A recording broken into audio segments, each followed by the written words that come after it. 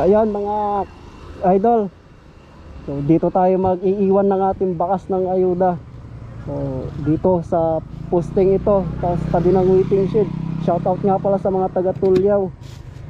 So ayan, naka-drone tayo. Yay! Woo! Dito natin ilalagay ito. Ayan.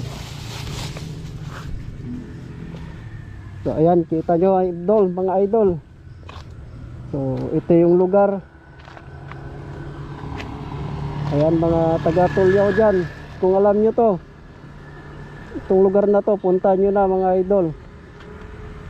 So shout out sa mga taga Tulyaw. Dyan ko nilagay sa may poste na yan, tabi ng waiting shed. Ayan, good luck sa mga